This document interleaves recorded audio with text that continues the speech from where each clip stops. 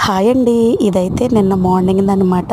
So morning లేవగానే ఇల్లంతా శుభ్రం చేసేసి పాలైతే పొయ్యి మీద పెట్టేసి ఇంకో పక్కన చట్నీకి అయితే వేయించేస్తున్నానండి.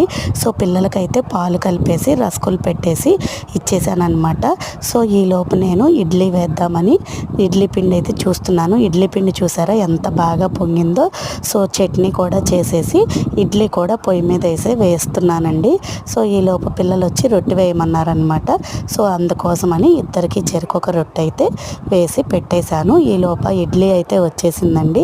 వాళ్ళిద్దరికి టిఫిన్ పెట్టేసి నేనైతే ప్రశాంతంగా కూర్చొని టీ అయితే తాగానమాట. అసలు 2 days నుంచి హెడేక్ అనమాట. సో ప్రశాంతంగా టీ తాగేసిన తర్వాత వంట పని అయితే చేసేసుకొని ఈరోజైతే కరివేపాకు కారపొడి అయితే కొడుతున్నానండి. సో దానికోసం కరివేపాకు ఇది కారపొడి అయితే మనకి సంవత్సరం పాటు నిలవ ఉంటుందండి. సో దానికి ఏంటి అంటే కరివేపాకుని మనం ఇట్లా శుభ్రంగా వాష్ చేసేసుకొని వడలు పెట్టేసుకున్న తర్వాత కరివేపాకు కారం ప్రిపేర్ చేసుకోవాలి. వీడియో నచ్చితే లైక్ అండ్ సబ్స్క్రైబ్.